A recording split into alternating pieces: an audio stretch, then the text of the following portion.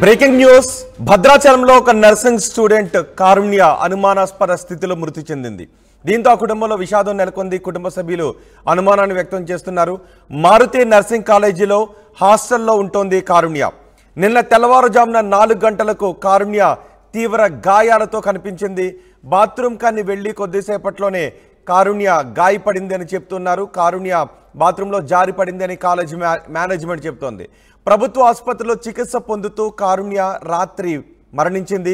కారుణ్య మృతిపై అనుమానాలు ఉన్నాయని కుటుంబ సభ్యులు చెప్తున్నారు. కారుణ్యది హత్య ఆత్మహత్య అనే కోణంలో పోలీసులు విచారణ జరుపుతున్నారు. కాలేజీ బిల్డింగ్ పైనుంచి కారుణ్య దూకిందని పోలీసులు అనుమానాన్ని వ్యక్తం చేస్తున్నారు.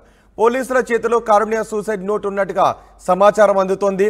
తెల్లవారుజామున సుమారు 3 గంటల 40 నిమిషాలకు హాస్టల్లో పై అంతస్తుకు వెళ్ళింది కారుణ్య. కారుణ్య పై అంతస్తుకు వెళుతున్న దృశ్యాలు కూడా సీసీ కెమెరాలో రికార్డ్ అయ్యాయి. ఆ తర్వాత గాయాలతో కారుణ్య కనిపించింది. కింద పడిపోయి కారుణ్య గాయాలతో కనిపించింది. కారుణ్య తలకు తీవ్రమైన గాయం తగలడం వల్లే ఆమె మరణించిందని వైద్యులు చెప్తున్నారు.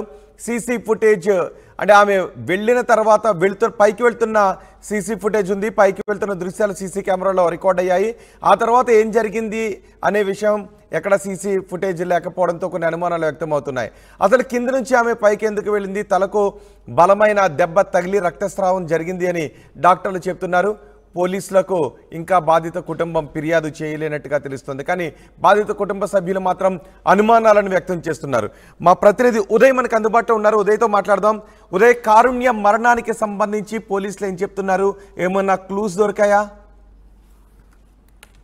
రోహిత్, భద్రాద్రి కొత్తగూడెం జిల్లా భద్రాచలం పట్టణంలోని మారుతి నర్సింగ్ కళాశాలలో మొదటి సంవత్సరం విద్యను అభ్యసిస్తున్నటువంటి పగిడిపల్లి కారుణ్య నిన్న భద్రాచలం ప్రభుత్వ ఆసుపత్రిలో చికిత్స పొందుతూ నిన్న రాత్రి 8:40 అయితే తుది శ్వాస విడిచింది. ఇప్పటికీ ఈ అంశాన్ని కూడా భద్రాచలం ప్రభుత్వ ఆసుపత్రి వర్గీయులు అయితే ధృవీకరించారు. నిజానికి నిన్న 4 గంటలకు తెల్లవారుజామున ఆమెని కళాశాల నుంచి విద్యార్థులతో పాటు కళాశాల సిబ్బంది ఒక ప్రత్యేకమైనటువంటి కళాశాలకు సంబంధించినటువంటి వాహనంలో భద్రాచలం ప్రభుత్వ ఆసుపత్రికి అయితే తరలించినట్లు మనకు సమాచారం అయితే అందుతుంది. అయితే మొత్తం చాలా మిస్టరీ అయితే ఈ మృతి వెనుక దాగుందనేది మాత్రం చాలా స్పష్టంగా తెలిసి వస్తుంది. ఎందుకంటే కళాశాల యాజమాన్యం చెప్తుంది, కళాశాలలో ఉన్నటువంటి ఫస్ట్ ఫ్లోర్ లో ఉన్నటువంటి బాత్రూమ్ లో ఆమె కాలు జారి పడిపోయింది. తద్వారా ఆమెకి తీవ్ర రక్తస్రావం జరిగిన తర్వాత వెనువెంటనే ఆమెని ప్రభుత్వ ఆసుపత్రి తరలించి చికిత్స అందించే ప్రయత్నం చేశామనేది మొదటి నుంచి కూడా కళాశాల యాజమాన్యం చెప్తున్నటువంటి వాదన. మరోవైపు విద్యార్థుల్లో ఒక అగంతకుడు హాస్టల్లో ప్రవేశించడం చూశామని చెప్పి కొంతమంది విద్యార్థులు ఆర్టీవీ నిఘా బృందం చెప్పినటువంటి సమాధానం. మరోవైపు అటు పోలీసులు మాత్రం అనేక అంశాల్లో అనుమానాలు వ్యక్తం చేస్తున్నారు. అదేవిధంగా కుటుంబ సభ్యులు కూడా అనుమానాలు వ్యక్తం చేసిన పరిస్థితి. నిన్న రాత్రి వరకు కూడా ఆమెను వెంటిలేటర్ పైన ఉంచి హైడ్రామా నడిపించారు అనేది మొదటి నుంచి కూడా కుటుంబ సభ్యులు చెప్తున్నారు. మరోవైపు పోలీసులు కూడా నిన్నంతా కూడా ఆసుపత్రి వద్దకు చేరుకుని ఆర్టీవీలో ఈ కథనం ప్రసారమైన తర్వాత ఒక్కసారిగా పోలీసు వర్గాలు కూడా హై అలర్ట్ అయ్యాయి. పూర్తి స్థాయిలో ఆసుపత్రికి వెళ్లి స్వయంగా భద్రాచలం ఏఎస్పీ పరితోష్ పంకోజ్ విచారణను దర్యాప్తును వేగవంతం చేసే ప్రయత్నం చేశారు. కుటుంబీకులకు కూడా సరి చెప్పే ప్రయత్నం చేశారు. ఖచ్చితంగా మీ వైపు నుంచి ఫిర్యాదు వస్తే సమగ్ర విచారణ జరుపుతాము, ఈ విషయంలో ఎవరిది తప్పు ఉన్నా ఖచ్చితంగా వాళ్ళని దోషులుగా తేలుస్తామని చెప్పి పోలీసులు కూడా హామీ ఇచ్చారు. కానీ ఒక దళిత సామాజిక వర్గానికి సంబంధించినటువంటి యువతి కాబట్టి ఆమెని భద్రాచలం ప్రభుత్వ ఆసుపత్రిలో చేర్పించి అరకొర చికిత్స అందించారు. అదే ప్రైవేట్ ఆసుపత్రిలో ఎందుకు చేర్పించలేదంటూ కూడా దళిత సంఘాలు పెద్ద ఎత్తున ఆసుపత్రి వద్ద ఆందోళన చేసే కుటుంబ సభ్యులతో కలిసి వెంటనే పోలీసులు కూడా వాళ్ళని వారించే ప్రయత్నం చేశారు, సముదాయించే ప్రయత్నం చేశారు. కానీ నిన్న అర్ధరాత్రి వరకు ఐసీయూలో చికిత్స పొందినటువంటి కారుణ్య నిన్న అర్ధరాత్రి 8:40 మరణించినట్లు ఆసుపత్రి వైద్యులు కూడా ధృవీకరించిన పరిస్థితి కనిపిస్తుంది. అసలు మొత్తం ఎపిసోడ్ లో ఏం జరిగింది? అసలు 3:41 ఆసుపత్రిలోని గ్రౌండ్ ఫ్లోర్ నుంచి ఫస్ట్ ఫ్లోర్ కు వెళ్ళినటువంటి కారుణ్య బాత్రూమ్ కలిసి వెళ్ళిందంటూ సహచర విద్యార్థులు చెప్తున్నారు. అసలు బాత్రూమ్ కి వెళ్ళిందా లేదంటే ఇంకేం జరిగింది? ఆ 20 నిమిషాల సమయంలో ఏం జరిగింది మాత్రం చాలా మిస్టరీగా మారింది. పైకి వెళ్తున్నటువంటి ఫుటేజ్ మాత్రమే ఉంది. కిందికి పైకి ఎందుకు వెళ్ళినట్టు? వాళ్ళ ఫ్లోర్ నుంచి పైకి ఎందుకు వెళ్ళినట్టు? ఈ మిస్టరీ చాలా పెద్ద ఎత్తున మిస్టరీ దాగుంది. అసలు ఉదయం 3:40 వరకు కూడా అంతమంది విద్యార్థులు ఏం చేస్తున్నారు అనేది మొదటగా మనకి కూడా సాధారణంగా వస్తున్నటువంటి ప్రశ్న. అక్కడ విద్యార్థులు మాత్రం మేమంతా స్టడీ అవర్ లో ఉన్నాం, అప్పటి వరకు మాతోటే ఉన్నటువంటి సహచర విద్యార్థిని కారుణ్య బాత్రూమ్ కి చెప్పి పైకి వెళ్ళింది అని చెప్పేది సహచర విద్యార్థులు సీనియర్స్ చెప్తున్నటువంటి వాదన. నిజానికి ఆ టైం వరకు స్టడీ అవర్ కళాశాలలో కొనసాగిందా, బీఎస్సీ నర్సింగ్ కి ఎగ్జామ్స్ ఏమైనా ఉన్నాయనే అంశంపై కూడా మనం ఆరా తీయడం జరిగింది. ఈ మధ్య కాలంలో ఏమి ఎగ్జామ్స్ కూడా లేవు. కానీ ఆ సమయం వరకు ఎందుకు స్టడీ అవర్ ఇచ్చారు? ఒకవేళ సహచర విద్యార్థులు చూడకుండా ఎందుకు సీనియర్స్ మాత్రమే ఆమె అక్కడ ఒక తీవ్ర గాయాలతో పడినటువంటి సందర్భంలో మొదటగా చూసింది కూడా ఆ కళాశాలకు సంబంధించినటువంటి సీనియర్స్. సో అక్కడ ఏమైనా రాగింగ్ జరిగిందా? రాగింగ్ భూతం ఏమైనా కళాశాలలో ఉందా? సో అంతమంది గ్రూప్ ఆఫ్ సీనియర్స్ మొట్టమొదటిసారిగా వాళ్ళు ఎందుకు చూశారు? ఇలాంటి అనేకమైనటువంటి ప్రశ్నలు. మరోవైపు ఒక కళాశాలలోకి ఒక అగంతకుడు వచ్చారన్న ప్రచారం కూడా చాలా పెద్ద ఎత్తున జరిగింది. ఇది కారుణ్య ఒక క్యారెక్టర్ అసోసియేషన్ చేసే ప్రయత్నం మీద అవకాశం ఉంటుందా? అగంతకులు బయట నుంచి రావడానికి అవకాశం ఉంటుందా? ఒకవేళ అలా వచ్చినట్లయితే అవి సీసీ కెమెరాలో రికార్డ్ అవ్వకుండా ఉంటుందా? నిజానికి మనకి స్థానికుల నుంచి సమాచారం అవుతుందని ప్రకారం రెగ్యులర్ గా ఆ కళాశాలలోకి హాస్టల్లోకి చాలా మంది అర్ధరాత్రి సమయంలో కొంతమంది యువకులు వస్తుంటారు వెళ్తుంటారు అనేది మనకు ఉన్నటువంటి సమాచారం. అక్కడ ఉన్నటువంటి సహచర విద్యార్థుల్లో కూడా నిన్న ఘటన జరిగిన సమయంలో ఆర్టీవీ రిపోర్టర్ అక్కడికి వెళ్ళినప్పుడు స్వయంగా చెప్పడం జరిగింది, ఒక యువకుడు రావడం చూసాం, వెళ్ళడం చూసామని చెప్పేసి. అయితే ఇదంతా కూడా కారుణ్య క్యారెక్టర్ అసోసియేషన్ చేసే ప్రయత్నం కళాశాల యాజమాన్యం చేస్తుంది. అసలు బాత్రూమ్ లో జారి పడిందంటూ కూడా కళాశాల యాజమాన్యం ఒకవైపు చెప్తుంది, మరోవైపు విద్యార్థులు కొంతమంది ఒక యువకుడు వచ్చి వెళ్ళడం చూసామని చెప్పి కొంతమంది యువకులు చెప్తున్నారు. సో అసలు ఏం జరిగింది అనే అంశంపై అయితే పూర్తి స్థాయిలో అటు పోలీసులు కూడా ఆరాధిస్తున్నారు. మనకున్నటువంటి తాజా సమాచారం ప్రకారం కారుణ్య సూసైడ్ చేసుకున్నట్లుగా మనకైతే ఒక స్పష్టమైనటువంటి సమాచారం అయితే అందుతుంది. దాదాపు 7 పేజీల లేఖను ఆమె సూసైడ్ చేసుకునేందుకు తన కారణాలన్నింటినీ కూడా లేఖలో మెన్షన్ చేసినట్టు మనకు సమాచారం అవుతుంది. సుదీర్ఘమైనటువంటి సూసైడ్ నోట్ కూడా పోలీసులు అదుపులో స్వాధీనం చేసుకున్నట్టు తెలుస్తుంది. మొత్తం 7 పేజీల లేఖలో ఆమె ఏ అంశాన్ని పేర్కొంది, అసలు ఆ అంశాన్ని ఎందుకు కళాశాల యాజమాన్యం బయటకు వెల్లడించట్లేదు, నిజంగా ఏమన్నా ఫీజుల వేధింపు వలన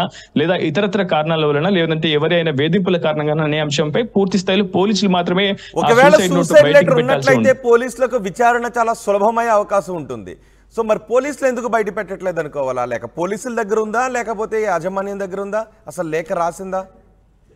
ఈ ఘటనంతా కథనమంతా ప్రసారం అయిన తర్వాత మీడియాలోకి కారుణ్య మృతికి సంబంధించి కావచ్చు, కారుణ్యకు సంబంధించినటువంటి ఘటనకు సంబంధించినటువంటి విషయాలు ఎప్పుడైతే మీడియాలో ప్రసారమయ్యో ఒక్కసారిగా కళాశాల యాజమాన్యం కూడా అప్రమత్తమైంది. వెనువెంటనే సంబంధించినటువంటి ఆధారాలను కూడా కొంత తుడిచిపెట్టే ప్రయత్నం చేసింది. కానీ ఎస్బీ అధికారులు కావచ్చు, పోలీసులకు ప్రధానంగా భద్రాచలం ఏఎస్ పర్తోష్ పంకజ్ స్వయంగా నేరుగా కళాశాలకే వెళ్లిపోయారు. అక్కడ స్టూడెంట్స్ తో విడివిడిగా సమావేశమయ్యారు. అసలు ఏం జరుగుతుంది కళాశాలలో, ఎప్పటి నుంచి ఏమైనా వేధింపులు ఉన్నాయా, ఏమైనా ఇతర సంఘటనలు ఏమైనా గతంలో చోటు చేసుకున్నాయా, ఎవరైనా అగంతకులు వెచ్చి వెళ్ళడం మీరు చూసారంటూ పలు కోణాల్లో ఏఎస్పీ పర్తోష్ పంకజ్ స్వయంగా ఆయన విచారణ అయితే నిర్వహించారు. విచారణలో కూడా కొన్ని కీలకమైనటువంటి విషయాలను అయితే వెళ్ళాయని తాజాగా మనకైతే సమాచారం అందుతుంది. అందులో ప్రధానంగా సూసైడ్ నోట్ కూడా పోలీసులు స్వాధీనం చేసుకున్నారు. అయితే పోలీసులు మాత్రం సూసైడ్ నోట్ ను బహిర్గత పరచట్లేదు. ఇప్పటి వరకు కూడా కారుణ్య తల్లిదండ్రుల నుంచి కానీ కుటుంబ సభ్యుల నుంచి కానీ ఏ ఒక్కరు కూడా ఫిర్యాదు చేయకపోవడం చాలా పెద్ద ఎత్తున అనుమానాస్పదంగా మారుతుంది. దీని వెనుక కూడా కళాశాల యాజమాన్యం ఒత్తిడి ఏమైనా ఉందా, ఎందుకు ఇప్పటి వరకు కారుణ్య కుటుంబీకులు మాత్రం ఎక్కడ ఫిర్యాదు ఇవ్వలేదనే అంశంపై కూడా పెద్ద ఎత్తున చర్చనీయాంశం అవుతుంది. పోలీసులు కూడా అదే అంశాన్ని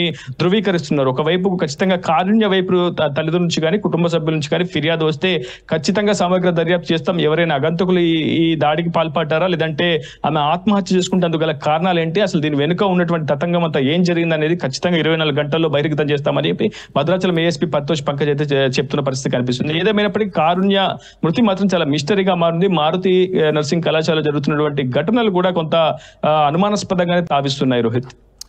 రైట్ ఉదయ్, భద్రాచలంలో నర్సింగ్ స్టూడెంట్ కారుణ్య మరణం అనుమానాలను కలిగిస్తోంది. మారుతి నర్సింగ్ కాలేజీలో హాస్టల్లో ఉంటుంది కారుణ్య. నిన్న తెల్లవారుజామున 4 గంటలకు కారుణ్య తీవ్ర గాయాలతో కనిపించింది. వాష్రూమ్ కని వెళ్లి కొద్దిసేపటికే కారుణ్య గాయాలతో కింద పడి కనిపించడంతో అంతా షాక్ అయ్యారు. కారుణ్య బాత్రూంలో జారిపడిందని కాలేజ్ మేనేజ్మెంట్ చెప్తోంది. ప్రభుత్వ ఆసుపత్రిలో చికిత్స పొందుతూ కారుణ్య రాత్రి మరణించింది. కారుణ్య మృతిపై అనుమానాలు వ్యక్తం చేస్తున్నారు కుటుంబ సభ్యులు. కారుణ్యది హత్య ఆత్మహత్య అనే కోణంలో పోలీసులు విచారణ చేస్తున్నారు. మరోవైపు కారుణ్య ఒక లెటర్ కూడా రాసింది అని తెలుస్తోంది. కానీ ఆ లెటర్ ఇంతవరకు పోలీసులు బయట పెట్టలేదు. ఆ లెటర్ గురించి ఎటువంటి సమాచారాన్ని అందించడం లేదు. పోలీసులు లోతైన కోణంలో దర్యాప్తు చేస్తున్నామని చెప్తున్నారు. నిష్పక్షపాతంగా విచారణ కొనసాగిస్తామని పోలీసులు చెప్తున్నారు. అయితే కాలేజ్ బిల్డింగ్ పైనుంచి కారుణ్య దూకిందని పోలీసులు అనుమానాలు వ్యక్తం చేస్తున్నారు. పోలీసుల చేతిలో కారుణ్య సూసైడ్ నోట్ కూడా ఉన్నట్టుగా తెలుస్తోంది. తెల్లవారుజామున సుమారు